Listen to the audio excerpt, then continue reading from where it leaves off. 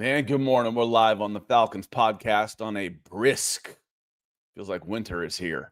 I'm going to brisk Monday morning. It's the fourth straight losing Monday we've had. It's getting kind of old, isn't it? We'll get into that in just a second. Let me bring in our Facebook groups here.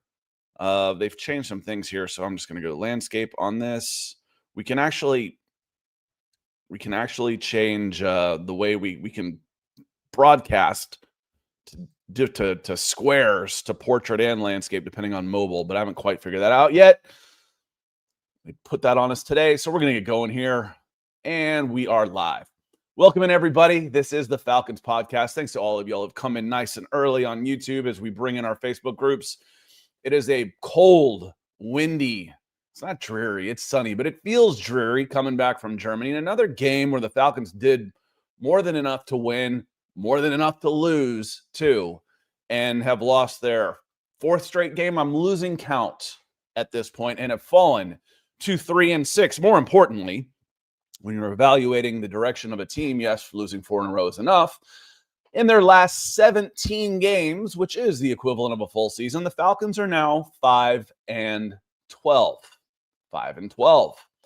That's fireable. 5-12. Absolutely is. Will they get a chance? They've got the easy part of their schedule coming up now with, I think, the Panthers, the Saints. Don't look now. Falcons are just one game ahead of the New Orleans Saints, who are in full rebuild mode. Got a lottery ticket from Carr, $50 million. Meanwhile, the Falcons have $50 million sitting on their bench, and Kirk Cousins. Carr says, you know what? I don't feel good taking this money here. Why don't you keep your $50 million debt? I'll just retire. Oh, goodness. It's been tough. We're going to get into a lot of things here today. We're going to get into the good, bad, and the ugly. Yes, there was some good. We've got plenty of bad. We'll start with the good, and then we'll get into the ugly. And I want to have I go live. It's just going to be me today. It's going to be me and y'all. We'll get all this out together, and we'll have the conversation together on this. That's why we go live. So I want to say hello to some folks that have come in nice and early, like one of our dear members, Dantes Jackson. And so now's a good time to remind y'all to help support what we do here. If you like it, if you think we deserve the support, there's a link in the bio. In the bio, I'm used to seeing that on Instagram. There's a link in the description wherever you're watching this video of how you can become a member on YouTube. Helps us tremendously. So would love it if you could do that. Like Dantes has. He's got that bird in his chat because he is a dear member. Says, at least my Georgia Bulldogs won't let me down. That's changed, hasn't it? That's changed. Talk about a culture change. Thank you, Kirby Smart. How long has he been there now? I still think of him as like the new coach. Probably been there 15 years already. So I talk about a culture change there. In Rusty said, after drafting Penix, Raheem said we weren't going to be drafting that high for a long time. He was right. The Rams are. Yeah, 3-6. What does Tankathon say now? The Falcons had the Arthur Smith Memorial number 8 pick for a long time, and they're at number 10 right now. The Rams have the 10 pick in there. So, drafting Penix wasn't necessarily the wrong move. It was just the misallocation of resources. We've had this discussion a zillion times, Rusty. You know that. And it was, it wasn't just Raheem that said that. That was part of the whole narrative of, wait a minute, why'd you just draft a quarterback when you just gave $100 million guaranteed to a quarterback? Huh. Yeah, but we've beat that dead horse to death. If y'all want to talk about it, we'll talk about it in the comments after the fact. And here's part of the problem that Falcon fans are having right now, and I see this before. As much as I want Raheem, Rusty says, as much as I want Raheem gone, I can't even say I'm excited for a new coaching search because I'm pretty sure they'll just make the wrong decision again. Isn't that discouraging? I see that a lot. I really do. Like, what's the point of firing this guy when the same guys are going to be hiring again? Well, it doesn't mean you don't try. It doesn't mean you don't try and do it again. You might fail, but you at least need to try. And again, what happens? This Falcons team. Oh, I'm going to quote Terrence Moore back from the 90s when he called the Braves losers. I was pissed. I called into like 680 The Fan and raised hell with him. I've met Terrence since then. He wouldn't have known it was a 20-year-old me giving him hell on the radio. But they're not they're not a bad team. They just took, the number one seed in the AFC to the wire, outplayed them in a lot of aspects. The week before, they played a game against the number 3 seed in the AFC and got themselves into position that the 44 teams before them have won, except the Falcons. The problem is these guys are losers. I hate to say it. That's the problem. Culture, mentality, losing. That's what it is right now. So, but it doesn't mean you don't change. Larry says, did you see Michael Penix tear up in the press conference? I didn't. I know he was pretty short with it. He's not playing very well. That's not all on him. I'll say that, but I'll say that again. I'm not ready to throw in the towel on Michael Penix. I am ready to throw in the towel on Zach Robinson. It is a lot easier to change a coach than it is to change a number 8 overall first-round pick, contractually speaking, and all of it. It's a lot easier to change the offensive coordinator than it is to change your starting quarterback long term. That said, y'all have heard me talk about this before. I'm a big soccer fan. They play a lot more games, so that's part of it. But they'll have a rotation. You got your basic starting 11. Why is it so taboo to just make a temporary change? Listen, you need a day off. You need a week off to get your head right. We're 3-6. Let's give Kirk Cousins a week. Then you're going to come right back. That is so taboo in the NFL, in football. It's, oh my God, he's benched. Oh my God, huge story. It's a rotate in some guys. Sometimes guys need to clear their heads a little bit, but man, you do that. Oh my God, what does this mean? Is this career over? So doesn't Michael Penix look like a guy that could use a week off to you? Right now, he does to me too.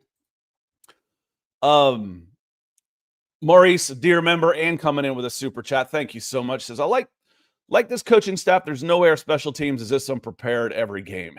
It's unbelievable. I believe we lost mostly because of field position. There's a lot of it, Maurice, and we're sharing a brain again. I'm not sure if I put that in my ugly or if I put it in the, so I put it down towards the ugly. We'll skip down to one of the uglies in here. The Falcons had 7 kickoff returns. They averaged 22 yards per kickoff return. That's awful. 22 yards. Guess who's a free agent, by the way? I just looked him up. I was like, I wonder how Avery Williams is doing with the Eagles. I didn't realize he didn't make the Eagles. He was cut. He was with the Jets. He was cut again. Avery Williams is a free agent. I'd be on the phone. He's not good enough to make the Eagles or the Jets. Can't be any worse than Jamal Agnew, for God's sakes. I don't know that Avery ever really recovered from that knee injury he had because he was pretty special. Led the league in punt returns. His second year in the league, I believe. He's a free agent. See how he's feeling. Give him a physical, for goodness sakes. Nothing shocks me. Let's. It's hard to say you're shocked when you're talking about the Atlanta Falcons because of the illogical things they do all the time and the improbable ways they find ways to lose games. You shouldn't be shocked, but logically speaking, pretend I'm not talking about the Atlanta Falcons. If I was talking about any other team, I would be shocked that Marquise Williams still has a job. Marquise Williams was not hired originally by Raheem Morris. He was a holdover from the Arthur Smith staff. Special teams stunk in Raheem Morris's first year with the holdover coach. They still stink. What's going on? What is, who wasn't one of the coaches for the Falcons? Wasn't he like the nephew of the owner or something a long time ago? One of the special teams coaches? Is there a blood relationship in there that I don't know about? I can't believe I can. Most teams would have already made this change by now. Marquise Williams would have already been gone. Oh, I didn't finish this. Sorry about that. 7 kickoff returns for 22 average for Atlanta. That's awful. The 4 kickoff returns for the Indianapolis Colts, they averaged 34.8. So to your point, Maurice, that's 12.7 yards difference per kickoff return on 4 kickoff returns. 12.7 times 4 is 50 yards. 50 yards is field goal range. Twice, actually. You only need 20 yards to be in field goal range these days. Twice. And that's not even counting. The Colts had a couple called back on penalties. Maybe that's why they broke them long. Maybe not. The kickoff Bradley Pinion had a good game until his last kick. He was pinning him in. I was trying to make some kind of pun. Pinning him in. And then he shanks his last one, right when they're trying to close out the game. The Colts are in field goal. You cross the 50, you're in field goal range now. You don't even have to cross the 50. You can be across the 40-yard line, your own 40 if you're down in Jacksonville. So yes, it is very surprising. It shouldn't be. It should be surprising to all of us. I don't get it. Austin, Georgia Bully Dog says Morrison, even Zach should have been fired weeks ago. Better hear the news today. Both are gone. Don't count on it. Don't count on it. I mean,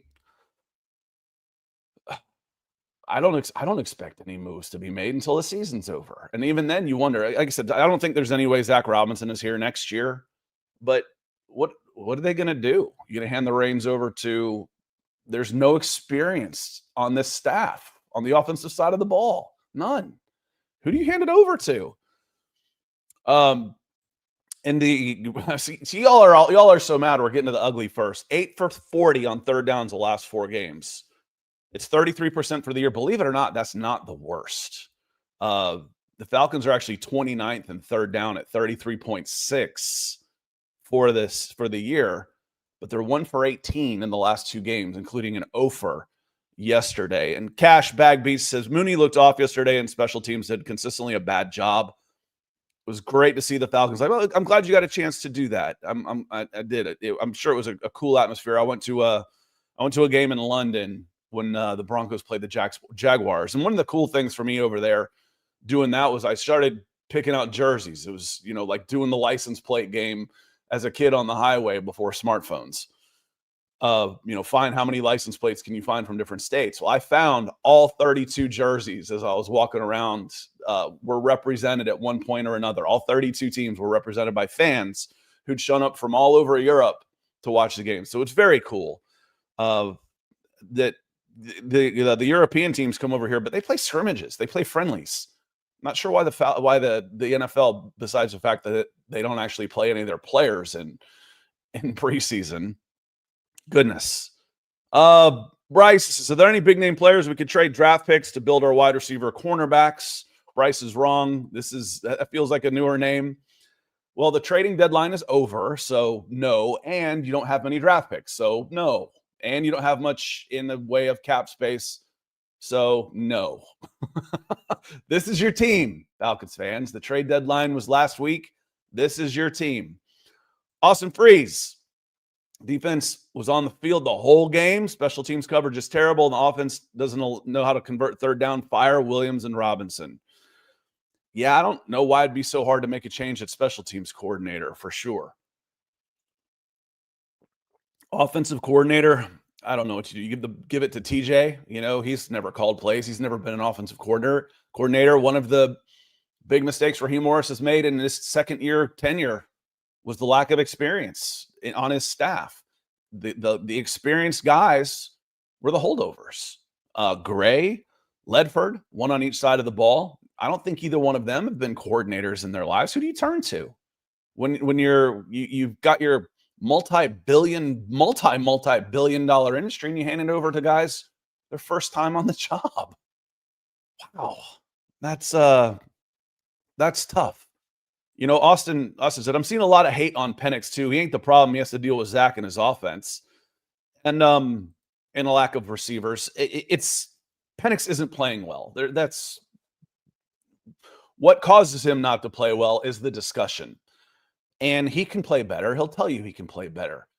One of the third downs, it wasn't the. I don't think it was the fumble. I tried to take a screenshot of it, but I couldn't get it. But it was third down. They bring pressure from his left side. When the pressure gets to him, they have 4 men in a route. He steps up into the pocket. So this is time to drop. He's dropped back. He steps into the pocket. The pressure goes behind him the way Jake Matthews is supposed to do it. Push the guy out wide. So he steps up. By the time he steps up, there's 4 receivers in the route. All 4 receivers, all 4 of them have their back to him. All 4 of them, not even a crossing route, not even a shoulder. All 4 receivers have their back to him on third down on a blitz. That's poor design, poor recognition. Again, you can't say that Penix isn't to blame for that. He might be. You gotta see this. You gotta call it. You gotta check off into a hot route. We don't know that for sure. What I do know for sure is he's unprepared. He is unprepared. That's coaching too. He's unprepared to deal with that. And it shows. Third down, forget it. I mean, to be really, really snarky about this, the Falcons offense is amazing considering they're playing 2-down football. 1 for 18 in the last 2 games on third down. They're only playing first and second down. And they're still getting, 300-something yards and 20-something points a game on 2-down football? That's incredible. That's amazing. Yeah, that's snark. 1 for 18, that's unheard of. That is unheard of. Absolutely unheard of. Coming in with another super chat. Real talk, gentlemen. He's one of our members too. Thank you, my friend. He says, and here's the problem. You said, I don't trust the front office to make the right hires to elevate this team this offseason. There's no killer instinct in this organization. Comfortable. It's comfortable. Way too comfortable. We don't want Bill Belichick here. Now, I'm not advocating. You guys, if this is your first time watching, I'm not advocating that Bill Belichick should have been hired. But when they start talking the reason that he wasn't hired is because they were afraid he was going to upset the culture, that pisses me off. Say he's past it. We don't think he'd be able to get the right guys to come with him. We don't think he's worth a damn without Tom Brady. Okay, all those things. But he'd upset the culture here. That's a positive. What with the rings too shiny on his fingers, all the winning that he's done, he might make some people uncomfortable in the building. Good. Makes me mad. Rio coming in with a super chat. Thank you, my friend. Appreciate you checking on both sides. Long time OG here says, Nick and I been through some hard times together in the last 5 years between the 2 teams that we've covered here. We called it the side jar. Every time we talk about this and go, we'd have to put $1 in the side jar. So Rio put $10 in the side jar. We got 8 games left. Raheem is a coach for the rest of the year. I agree. Unless we lose one of the next 2 games. I still don't think that'd do it. Is it Panthers, Saints, and Jets? I think those are the 3. Didn't 2 of the 3 just win yesterday? Of course, one of them was playing each other, so one of them had to win. Didn't the Jets just get a win too? A sucky season going. We can finish 6-2, not holding my breath though. Yeah, the consistency there. We talk about it all the time. It's a 1-score league. That's the NFL. They love parity, 1-score league. So you win in the margins, special teams, third down conversions, turnovers. Well, the Falcons lose at least 2 of those 3. Clock management. They lose at least 3 of those 4 every week. That's the problem. How can you be consistent? How can you win consistently when you're losing in the fine margins every week, when you're outgunned in the fine margins every single week? What I say on kickoff returns, this isn't even punt returns, which the Colts had a big punt return also, was they lost 50 yards in field position net in punt returns. That's a drive. That's a score. You're already behind 1 score on special teams. So thank you, Rio. I appreciate the super chat. Become a member, brother. I appreciate the support. We need you. We need you out here. I want to get to some of the good, and then we'll get back into the bad, and we'll hit some of your comments and stuff too. But I do want to get into some of the good. I have to scroll back up a little bit. The good, Drake London. That one's easy. The first touchdown he had was a nice schemed up bunch route, where he goes into a kind of a crowd and spins out, and a linebacker is in on him. That was a schemed up play in the red zone. That's nice. He should win that. Those are the kind of matchups you want to see. That's one of the reasons you move him into the slot. And to get him away from the cornerbacks, not that he can't beat the cornerbacks too. He had a good game against Sauce Gardner yesterday. Drake London is playing at a Pro Bowl level. And he was a little pissed yesterday. Someone asked him about, this, and this. He goes, I run the routes I'm told to run. Ooh, okay. He was pissed. He should be pissed. Drake London, definitely one of the goods. Billy Bowman, early on, you could see the difference in him and just the difference he makes in the run game, moving laterally on him. Now, he had his trouble with Tyler Warren. That's understandable. He's 5'10", 190 pounds. Tyler Warren is a monster. Tyler Warren is the go-to type of receiver you want and blocker and effort and all of it. He's an incredible football player. He's the kind of guy you want when you draft a tight end in the first round. Kyle Pitts has not been that guy. Here's one of the interesting things for me. The 7 sacks, and they came in big moments too. Couldn't finish though. You know, you drop a guy to 3rd and 21 and then he scrambles for 16 to set up an easier 4th down, but 7 sacks. With the 7 sacks, there's 2 things here. Sack yardage goes against passing yardage in the NFL. It goes against rushing in college. With the 7 sacks, the Falcons held the Colts to under 200 yards not rushing, obviously. Passing, there's only one team that has broken 200 yards on them so far. They're still leading the league in yards. I know, but it is good. The 7 sacks is good. What's even better, they got 13 sacks in the last 2 games. They only had 18, I think, in 2021. 18 sacks. Yeah, it was 18. 18 sacks in 2021, because if they signed a double-digit pass rusher that got 10 sacks, they still would have finished last. That's how bad the pass rush has been for the Atlanta Falcons through the years. The low mark, though, was that 2021 team. 18 sacks. They have 13 in the last 2 games. And don't look now, but they're up to 4th. They are up to 4th. There's, I think, 4 teams tied for 4th in the NFL with 29 sacks through 9 games. So they've got a chance to put up some really big numbers here on that. Let me see here. Overall, the Atlanta Falcons held the Colts to 2 for 12 on 3rd downs. It was 1 for 11 in regulation. There was 1 3rd down conversion in that game in regulation. Falcons held him to what? 1 for 11? That's amazing. The Falcons defense didn't necessarily play poorly despite giving up 500 yards. They ran out of gas. I'll get to that too. I want to get to a couple super chats here that have come in since y'all are supporting the show. I want to make sure we get to you. Gear Trail 95. Thank you. That feels like a newer name on the super chats. So thank you. Appreciate the support. Helps keep this forehead nice and shiny. It says clock management. Zach Robinson inconsistencies, run defense, special teams, O-line, all negative. Positive, sacks, secondary, Penix, and London. I wouldn't call Penix a positive in this game. I wouldn't say he was a positive. The sacks were good. The secondary had its problems. You know, the Pierce post touchdown, the Alec Pierce post touchdown, that was a mistake from your rookie safety. Hey, it happens. What did we say at the beginning of the season? You're going to give up a few more big plays if you're playing more aggressive. If you're working in your younger players, you're going to give up some more big plays. You're going to get more big plays out of it. I'm okay, fine. Those are growing pains. There was kind of a double post with Warren and Pierce, and he had inside help that he should have let Warren go, but he trailed Warren, and he ended up with 3 guys around Warren, and then he was late getting back to help D. Alford on Pierce. D. Alford was in coverage, but on that post, that's really a safety problem.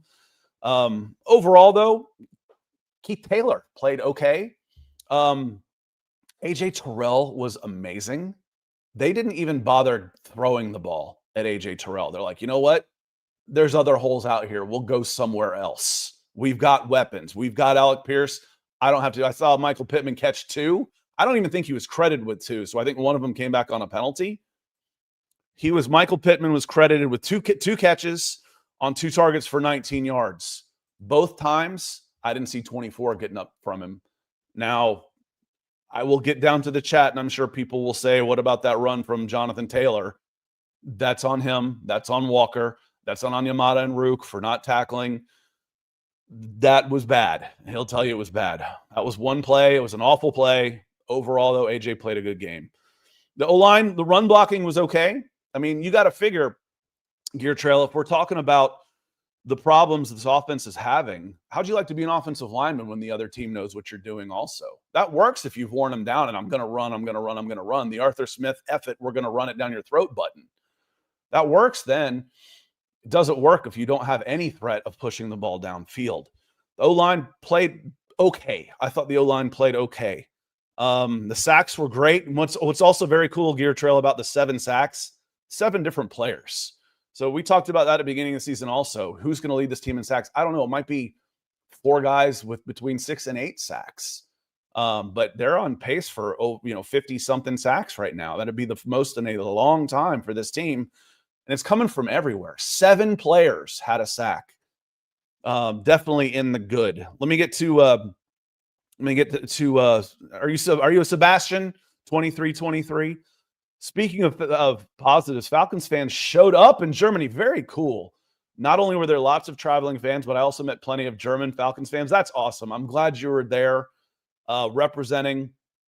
And it's such a cool experience. If you have the means and the ability to travel, to me, that's just the ultimate to being able to go different places. I haven't been to Germany yet, but when you go to Europe, especially being from Atlanta, where the city was burned down 100 years ago and nothing here is very old.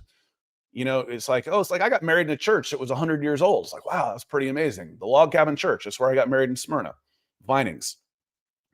Then you go over to Europe. It's like, yeah, this structure is 4,000 years old. It's very humbling. It's very cool. So I'm glad you got to go over there and had a great experience. If this team is certainly more entertaining. That was the only thing I promised at the beginning of the year. Maddeningly frustrating, but definitely more entertaining out there. So I'm glad you had a good time, and thank you for the support. And you're actually in. I just noticed the Euro symbol. So you're actually in Europe. So thank you for joining us this afternoon. Let us know where you're from. See where that comes up. Mike coming in. Mike, thanks for being a member also and double dipping with the super chat. Mike says this team is good enough to win the next 3. Absolutely. I have them 7 or 10 or 8 and 9. I don't know if Blank will fire him. He loves Raheem Morris. Cognitive dissonance may cloud Blank's decision making. I cut the line at 8. That was my over under. 9 and 8, they're safe. 7 and 10, I think they're in big trouble. 8 and 9 is a push for me. I don't know what's going to happen. 8 and 9 looks like a pipe dream right now, though. If they win the next 3 against teams that theoretically they should be favored for, but remember, they're 0-3 as favorites this year. The Falcons are 0-3 as favorites. They were favored against Tampa Bay by 1.5 points. They were favored against Carolina, and they were favored against Miami. 2 of those were 2 of the worst games we've seen in these parts in some time. So they're definitely capable. So what order does that go in? It's Panthers next week, and then at Saints, at Jets. We know what the weather can be like up in New York. I think the Jets are coming off a win. Am I mistaken on that? What did they just do? They're 2-7. They won 2 in a row. They've beaten the Bengals and the Browns. They've won 2 in a row. They're getting hot. Then they've got the at Patriots, at Ravens. So they might not be at so hot, but by the time you play them. But again, do you trust this team to be consistent enough to win 3 in a row? And even if they do win 3 in a row, I guess that does put them at 500. You're at 6-6 with 4 to play. It's just hard. It's hard to picture them being consistent enough to do that. So I'm going to scroll down to the bottom, make sure I'm not like muted or anything on this. I'm actually from Colombia. Okay, that's cool. My grandfather was German, and I've been living in Berlin for 7 years now. Very cool. So I went from being a Colombian Falcon to a German one. Well, that's awesome. There's a lot of Braves fans all over the country because they won and they had the Super Station. The Falcons, they don't have that. They don't have the history of, there's not a lot of bandwagon Falcons fans out there that have picked up from out of different places. People move to Atlanta. They don't necessarily move out of Atlanta as much. So very cool to get out there. Let's get to a little bit more of the good, and then I want to get to some more of your conversations. So some more of the good. I said third down, red zone. This is one of the bigger problems for the red zone. Where are the Falcons this year on red zone conversions? On red zone conversions, after they're 3-3, they've moved up to 17th. So they are 15 of 16. Yeah, 15 of 16. They went 3 of 3 yesterday. So, I'm sorry, not 15 of 16. That's a 2, dummy. 15 of 26. So before yesterday, they were 12 divided by 23. So they were 52%, 52.2%, which would have been 24th. They moved up to 17th. That's what a good day at the office can do for you with a small sample size. So 3 for 3 in the red zone, ran the ball well. They were running the ball well, and they schemed up a good play for Drake. And even on the 2-point conversion, Sauce and press against Drake is a mismatch, in short yardage. Where Sauce in space, where he can read, that was a little bit more trouble. And there was a play where Sauce almost had an interception on that. The whole play pissed me off. It was a poor throw. It was 3rd and 8, and they throw a 5-yard out route. And Sauce Gardner jumps it because he's like, oh, I know it's coming to the wide side of the field. It wouldn't even been a first down if he catches it. I mean, Drake is capable of breaking a tackle, but I'm not counting on that when these guys are sitting on coverage. It's just what are y'all doing? It's no wonder you can't convert 3rd downs. You're running 5 yards out on 3rd and 5 with a man in your hip pocket, predictably.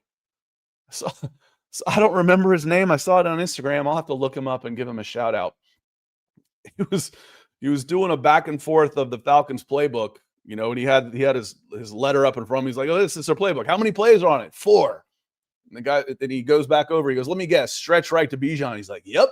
Stretch left to Bijan. Yep. And an out route to Drake. It's like, man, it's like you're in my playbook. And I got a trick play on here. The screen to Kyle Pitts. That about sums it up, doesn't it? That about sums it up on that for sure. Chris, he says, Morris is great. Chris Walker on here. Morris is great at blowing smoke up Blank's tailpipe. I'm not falling for no banana in the tailpipe.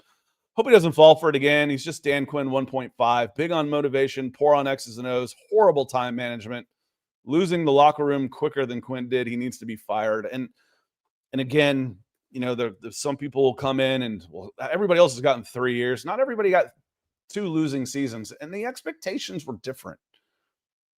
You can play the card if you want to. I think that's an excuse.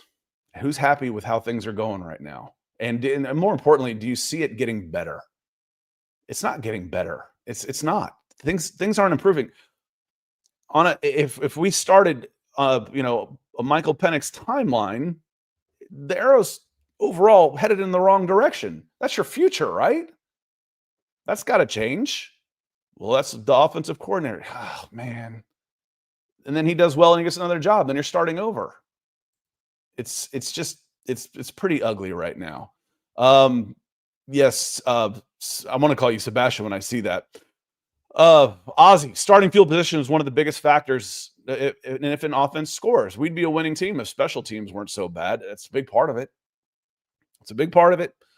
When you're talking about the margins, the small margins on there, it's absolutely a big deal. Ozzy, I don't know if you came in earlier, but just in kick returns alone, I've got this down in the ugly, in the good, bad, and the ugly. The Colts had 12.7 yards per kickoff return more than the Falcons did on average, and they had 4 kick returns. That's 50 yards. You only need 25 yards offense to be in field goal range these days. In a tight game, in a one-score game, 50 yards of field position makes a huge difference. Absolutely, Ozzy. I'm with you 100%. Denver Luke, good to see you. Good morning. You've got that coffee emoji. I'll drink to that. I think I was about finished with some of the goods. I had Walker and Pierce combining for a sack fumble again. That's good. Talking about the 2 rookies and the future of playing more consistently on defense, where it's not always going to just be schemed. I mean, the best defense in the world is, last year, Vic Fangio, what a genius. Yeah, my 4 guys up front whip your 5 guys up front, and I can put 7 in coverage. Genius. That's the dream, is when you've got Walker and Pierce coming off the edge in passing situations, and you can send 4 and they can't block you.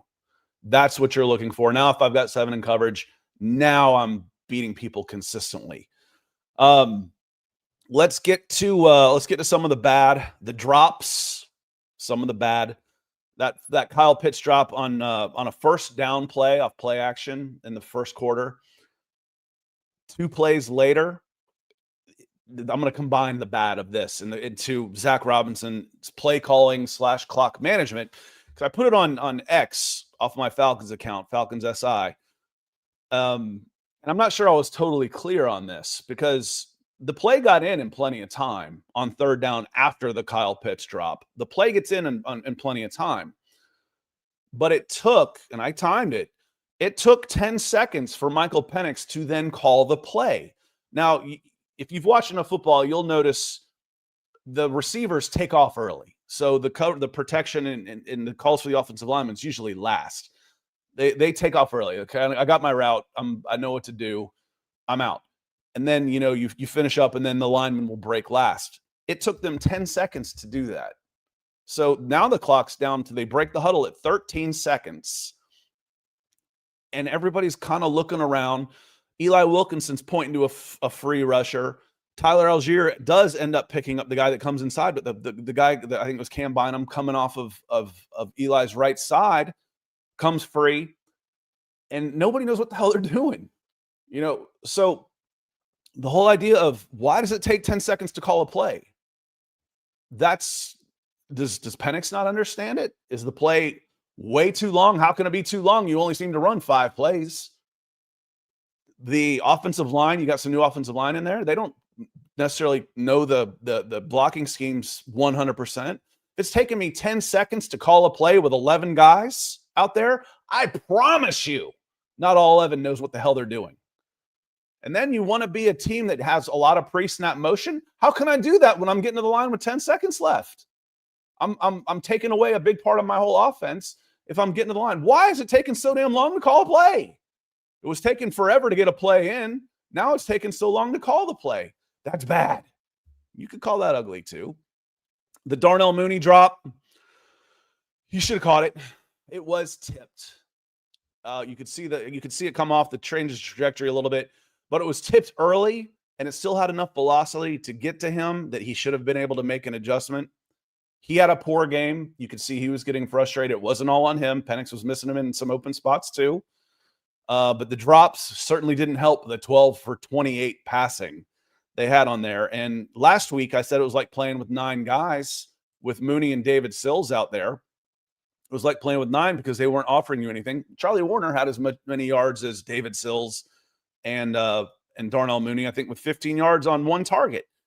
So Darnell Mooney, and this isn't even counting. He did draw 2 penalties, but those were in one of them was questionable anyway.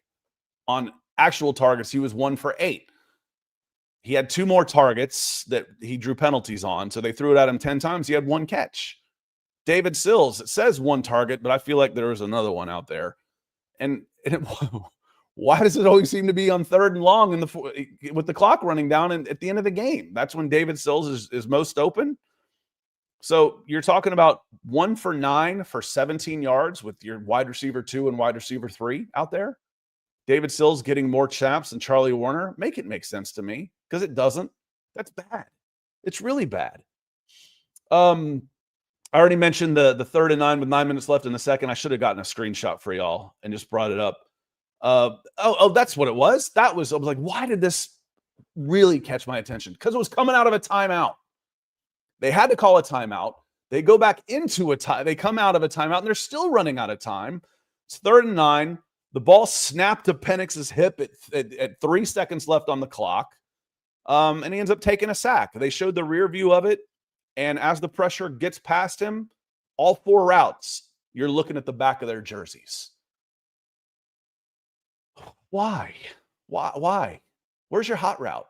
Where's your drag route? Where's anything to help with your blitz? You can't do that against a blitz. I've said before, Penix is pretty good when the pressure is situation. 4th quarter, down a score with 2 minutes left, he's usually pretty good. But under pressure, when there are guys coming at him, he's been dreadful.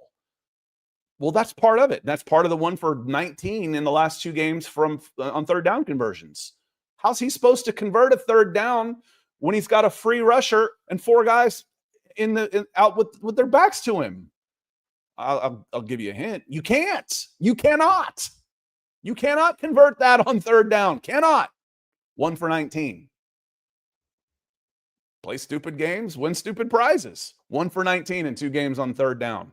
You cannot convert a third down like that. Whose call is that? Like I said, is Penix not making the right check at the line of scrimmage? Are the receivers not making the right check at the receivers should be able to recognize blitz too. Hey, he's coming. I can make eye contact. I'm going to fill his gap. I'm going to break this off. I'm going to come in right behind where he's blitzing, run a little drag route. There's going to be a ton of space. Unprepared. I think that's going to be my keyword for the day. They are unprepared to play third down football. Unprepared. Huh. Side jar. The Colts' second touchdown took 2 plays, if you remember right. They came out in a 2-4-5. I hate the 2-4-5. They come out in a 2-4-5, and Woods was a linebacker. He did okay. He came up in the middle, but there's a ton of open space there because there's only 2 defensive linemen. Taylor gets a big play, 18 yards. They switch it right out. They switch right out of that. Go back to a 3-4. We need to get bigger in there. Go back to a 3-4. But then that was the play where Watts bit on Warren coming in underneath him when he should have turned it back over. I think Caden was dropping back in coverage, and I know Jesse was right there. He should have let him go and gotten Pierce. Instead, he was turned around and late. So 2 plays, and part of it starts with the big play from Taylor. With the big play from Taylor on there where you're not set up to defend the run with 2 down linemen. Now, more bad on that. I tell you when I get really mad, it's premeditated decisions that seem pretty obvious on this. This is when I really get fired up. Taquan Graham was cut last week. LaCale London was inactive. Why? This is one of the best, if not the best rushing team you're going to face. He wasn't listed with any kind of injury designation, so was he a healthy scratch? LaCale London's your biggest people-eating defender in the middle of the defense. Now, Sam Roberts gets hurt in the first series. He only played 4 snaps, I think. I'm down 3 defensive linemen. You want to know why the Falcons gave up 300 yards rushing? They're down 3 defensive linemen. They're down 3. One of the strengths of this team, I fully believe, is their depth at defense in their front 3 when they run them out there. Now they only had 4. They only had 4 players for those 3 spots in this game. And you want to know why? They had Jonathan Taylor had 70 yards after 40 minutes. After 40 minutes, Jonathan Taylor had 70 yards. He had 160 yards in the next 20 plus 1 drive. He had 160 yards in that. Why? Hell, I didn't have any defensive line. Let's look at the snap counts. Rook. Here, I'll just bring these back up here. Snap counts. Rook played. Where's the defensive line? Rook played 62 snaps in the interior line. That's 81%. And he was one of the nose guards at times. He's not big enough to be a nose guard. He's a 3-tech 4-3 guy, or against a run, he's a pretty good 3-4 defensive end. 62 snaps for an interior lineman. There might be 2 guys in the league. Max Crosby, who's an edge. Zach Allen with the Denver Broncos is about the only player in the NFL that does that. And they know they did that too much last year with him. He'd play 80% of the snaps, 90% of the snaps. It's unheard of. You do not do that. David Onyemata played 54 snaps. He should be in the 35 to 40 range at most. And then Zach Harrison, he played 47. And then Brandon Dorlus only played 28. That was it. That was your DL. You had a 4-man rotation. Those guys were done. Despite the fact that they were doing so well on third down, your rotation was shot. Why? That's a self-inflicted wound. I'm going to cut Taquan, leave LaCale inactive against the Colts? Make it make sense to me, because it doesn't. That was bad. That was bad. Denver Luke, good morning. Ozzy coming back in. Somebody tell Zach that you call screens when it's not obvious and they should go to your fastest players, not Kyle Pitts. I don't know why I like to use basketball analogies. Get shooters warmed up, get them some easy shots to get them going. Who's your best guy at wide receiver and your best blockers out there? Get the ball to Mooney out there. If I need to get Mooney going, I think you do. You need to get Mooney going on this offense. And I've got twin towers in Pitts and Drake. Kyle's not a great blocking tight end, but as a wide receiver, he's pretty damn good. And Drake is a phenomenal blocker. If you're going to run him out there, run him to Darnell. Get him some easy catches. Get him going, because he's having to make pretty much some tougher ones. So Ozzy, I think it's a great call. I remember seeing it. I saw it one time.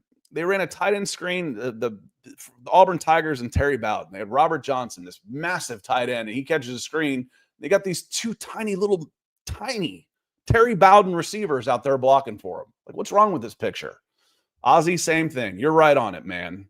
I'm with you on that. You need to get Mooney going. Get him going. That's a fairly easy way. Get him some easy touches on that, and get your two big boys out there blocking for him. Matt says one positive. We saw less JD Bertrand. Yeah, JD didn't see as many snaps last week, so that's been marginalized. He had a total of 28 snaps. It was 36%. So he played almost the same amount. Josh Woods, he ended up getting 13. And then Ronnie Harrison. Ronnie, where are you at? Ronnie Harrison played 35 snaps. So they tried to play three different guys next to Caden Ellis. None of them were very good. JD had a really nice play on that fourth down. Good for him. Glad he did on that fourth down on the goal line. The Colts kind of looked like the Falcons in the first half, moving the ball up and down the field and coming away with no points. That felt awfully familiar. The Falcons defense was tightening up and doing a really good job. And, Falcons took a lead 14-3. Bad end of half clock management. Bad. We know it was at the end of the second quarter. There was 58 seconds left on the clock when Ellis sacks Jones. 58 seconds. It was 3rd and 11, and the Falcons did not use a timeout. Jones throws an interception on the next play, and there's that we go to halftime. All right. Well, you don't know he's going to throw an interception. Fine. Still 3rd and 11. I feel like I should have confidence in my team if I'm playing to win to get the stop. The Colts had the confidence that the Falcons were going to get a stop. That's why they let the clock run. Call it timeout. 56 seconds, you get a stop, and you get the ball back. You get 45 seconds. You get a chance to go and put some points on the board before you get the ball back again in the third quarter. Well, Scott, what if they convert on the third down? If they wanted to go for it, they had all 3 timeouts. Your timeout was not going to be the difference in the Indianapolis Colts running out of time or not running out of time. It was on the Colts to decide if they wanted to go or not, and you helped them. They didn't want to go. So you let them. All right, we'll just run the clock out. Why? The Colts didn't want to go up for it on 3rd and 11. They didn't. They wanted the clock to run out. You let them. Well, if they convert, then there's all this time. The time wasn't a factor for the Colts. They had all 3 timeouts. If they convert that on 3rd and 11, your timeout wasn't going to make a difference. Bad. Definitely bad on the clock management. Curtis, good to see you. He said Zach Robinson's scheme sucks. We shouldn't have any wide receiver corner routes on the same side of the field. Yeah. The double post was kind of cool that you saw them run the Colts run Alec Pierce, and you saw how it can work. You get a little confusion between the 2 safeties. The double corner, I can cover a double corner with one guy. I can cover one there. Again, and I get back to that 3rd down, coming out of a timeout, snapping the ball with the clock going down to 0, coming out of a timeout because you could get the play in on 3rd down. It's 3rd and 8. A free rusher comes. You freeze it, and Michael Penix is looking at the back of all 4 of his receivers. That's just it's you get well, you know what it is.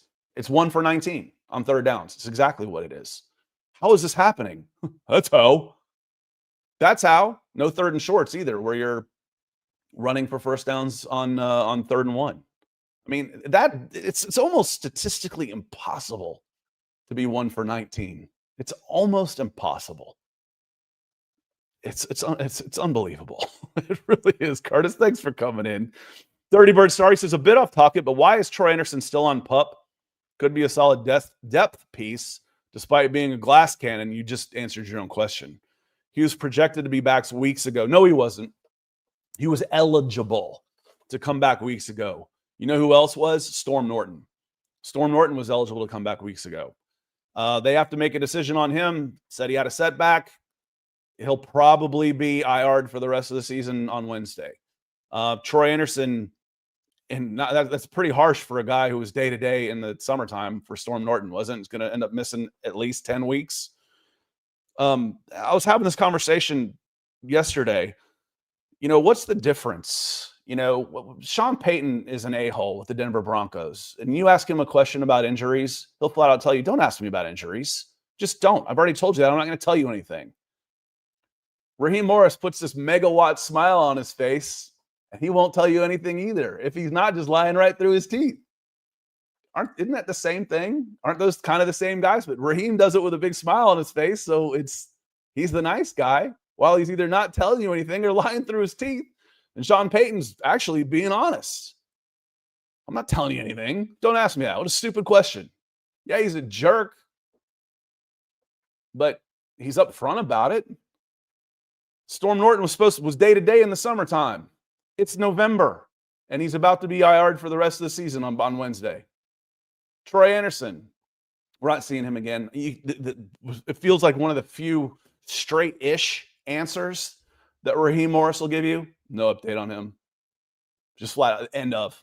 We got no update on Troy Anderson. Don't know. Nothing. Where the other guys, they're getting close. We're working on it, see what they got, blah, blah, blah. So that's with Troy. Troy was eligible after 4 games. We haven't seen him in 13 months. So don't expect a whole lot from Troy Anderson. I don't. A healthy Troy Anderson. I think I asked you all this before, and someone said he's a beast. I'm like, Troy Anderson has to be a monster in Madden where he's not getting hurt all the time because physically speaking, he's arguably the most athletic guy on the team from a height, weight, speed, explosive ratio. He was a 10 on his relative athletic score. Nuked up dude, can't stay healthy, though. Doesn't do you a whole lot of good. The ugly. We got to it. We've hit a lot of it on the way here. The effort and tackling on, and I go more effort. I started with tackling because, you know, on Jonathan Taylor's 83-yard run. But really, when he kicked it outside, Jalen Walker had already given up on the play. He kind of bounced around behind it. A.J. Terrell had already given up on the play. You know who didn't give up on the play? The Colts. Not the offensive lineman, not Tyler Warren, not Alec Pierce, who both got downfield and kept key blocks going, and obviously not Jonathan Taylor. Big moment in that game. 323 yards rushing. I hit on that a little bit. The snap counts. I feel like it's a premeditated decision when you're going down and limiting yourself and cutting into your depth on the defensive line. Why? You think Taquan Graham could have helped throw in 10 snaps? You think LaCale London could have helped 10, 15 snaps yesterday? Again, London may have been hurt, but he wasn't listed inactive with an injury designation. Why? He played really well last week. This team wants to run on you. I don't get it. That was ugly for me. Darnell Mooney, the whole day, ugly. 1 catch on 8 targets, really 10. Even though that one was tipped, he still should have caught it at the end of the game. 0 for 8 on 3rd downs. Ugly. Kick returns, kick coverage. We hit on that a little bit ugly. You lost 50 yards in field position just on their kick returns based on yours. What is Jamal Agnew doing out there? The good news is Jamal Agnew didn't cost a whole lot of money. The bad news is you got what you paid for. He's been a complete and total bust. Bust of a signing. Avery Williams, I don't know if he's got anything left in the tank, but he's a free agent. He was a good Falcon for a couple of years before he hurt his knee. Give him a call. Bring him in and have him work out. Ugly. Marquise Williams, Zach Robinson, Raheem Morris. Ugly. I got the transcripts. I did a Control F. Control Find on the transcripts. Raheem Morris opened with a statement, and then he was asked 11 questions. None of them were Why didn't you take a timeout at the end of the second quarter? Where was LaCale London in this game? Those weren't any of the questions. And I'm not blaming anybody there. If you were able to make it there, like D-Led, and I think Josh Kendall was there. Josh usually asks the tough questions. If you were able to make it there, good for you. That was quite an expense for that. I couldn't afford to do it. But I would have liked to have had those two questions. Where were those guys? But in those 11 questions and an opening statement for 12 things, he either said, figure it out or find a way 11 times. It's and I didn't do a control search on obviously. That was probably 20. Obviously, figure it out. We got to find a way. It was ugly. All right. Those were the good, bad, and the ugly. So we're going to wrap it up here. I want to get down to some of your comments. The good, Zane Gonzalez had a good day. Looked very calm. Kicked the ball through. Very good.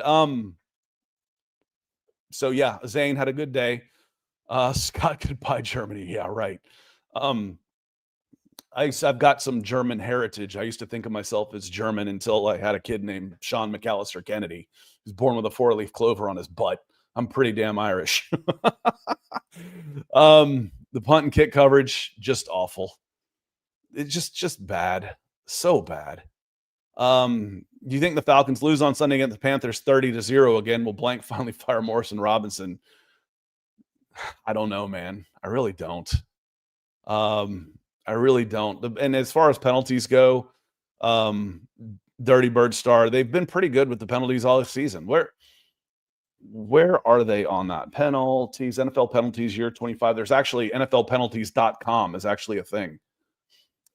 Plays against count. They're third fewest in 9 games. Now, not everybody's played just 9 games, but the Falcons are the third fewest with 49 penalties. And yards against, they're third fewest in yards against and penalties. So they're doing that well. That helps. That's been good. The ugly John, he says the organization as a whole, and Dirty Bird started talking about Troy Anderson. It makes me sad. I was excited to see him back. Yeah, the Falcons I talked about this about safety and linebacker in the offseason, and edge, counting on Braylon Trice. There were 3 guys. There was Troy Anderson, it was DeMarco Helms, and it was Braylon Trice. I'm like, whatever you get out of those guys is gravy, but you can't count on any of them. And the Falcons didn't. They treated Terry Fontenot, went out and got Divine Diablo. He went out and got 2 safeties. He got Jordan Fuller I saw someone ragging on Jordan Fuller. Jordan Fuller has like $50,000 of guaranteed money. You know, the guy wasn't signed to be the next Jesse Bates. Jesse Bates makes more in a game than Jordan will make all season. And they got Xavier Watts. And on the edge, they went and got 2 first-round guys, and then they replaced Lorenzo Carter with Leonard Floyd. So they weren't counting on them either, to that effect. Raymond says he's sitting here explaining how these coaches hasn't prepared this kid. Yeah, that's again, I'm quarterback play. Here's a word we like to use in Flowery Branch, collaborative, right? Hey, when did you decide to call a timeout? Well, we had a meeting on it, and the collaborative decided that we didn't need to call a timeout. Oh my God. Now, it wasn't quite like that, but it's not that far off whenever you ask decisions from this staff. But I consider quarterback play a collaboration. I don't consider it just Penix. I don't consider it just play calling. I don't consider it just Zach Robinson, just offensive line, just Darnell Mooney dropping a ball he should have caught. Quarterback play is a collaboration, coaching included. Michael Penix isn't playing well. That is a collaboration. And unprepared, I think if we take away anything from today, that is the feeling I get watching the Atlanta Falcons on third down. Unprepared. Let alone clock management, special teams, et cetera, et cetera. Third down, 1 for 19 in 2 games. Unprepared. That's what I get out of that. Oh, goodness. Yeah, and Jamal says if the offense was designed better, he wouldn't have to create so much out of structure for us to succeed. But that's the problem. We see it. We golf every week. Yeah, if I hit the fairways, I don't have to hit those crazy shots. And Jamal, the Penix isn't a great out of structure quarterback right now. If he's not hitting his first or second read, he's in trouble. He doesn't run a ton, and he's not being put in motion very much. There's no waggles, bootlegs. Matt Ryan would run a naked bootleg all the time. So we're not seeing any of that stuff. We're not seeing any of those. So I'm about to get out of here. I do want to say thank you, and I'll follow up with my stars guys on Facebook. So keep an eye on your notifications. I want to go through back those and make sure that y'all get y'all's love. Just another shout out to our members. Become a member. It's in the description. We need you over there on YouTube. It certainly helps keep the lights on and keeps my forehead nice and shiny. Want to say thank you to Larry, to Maurice, Real Talk, Rio, Gear Trail, SEB 2323, coming in from across the pond. Thank you so much, Mike, for being a member and the super chat as well. Ozzy a couple times, our friend Denver Luke. Matt, good to see you as well. Curtis Case, love you, dude. Dirty Bird Star a couple times as well. Let me do one last through here. C. Doug says the mistake this organization made was thinking that they were a quarterback away. Yeah, I agree. You know, they should have gone with a young quarterback and put $100 million into the team for sure. Let's see. Who's this that needs to be banned here? Is this Mitchell? Probably needs to be banned. Yeah, I think so. You're not being very nice. We'll go timeout, Mitchell, just for now. And if I see the BS again, then we'll say see you later for next time. And Brian says, if you're really paying attention, none of this should be surprised by any of this. Brian, I said that earlier. It's like there's some things, they do some things that are just shocking, the Falcons. But why? Why should we be shocked? They do. I called them the Atlanta exceptions last week. The exceptions to the rule. 44 teams have won. They've won 44 straight games until, oh goodness. Any team that's held another team 1 for 11 in third downs is 52-0 until, yeah, I got it. It is short for Sebastian. Okay, good job. Game over. Move on to the next, Kenneth. Yeah, we will. But, you know, we're here to talk. We're here to get it out. There's a lot of frustrated people out there. My friends over at MHH, they're called the football priests. We'll clear your conscience and, you know, move on to the next game. Well, what went wrong with this one? Let's hit on that. Let's vent. Then we'll talk on Wednesday. We'll talk a little bit of Panthers, and we'll start talking about other things. We'll see if any moves. Scott, do you expect any moves? No, I don't. You know, Jake says these guys need new jobs. I'm with you on that one. Raheem's looked disheveled after the game. He's starting to get a little bit shorter with the media and stuff. I'm sure, you know, after games, he's much shorter answers, talks faster when he's uncomfortable.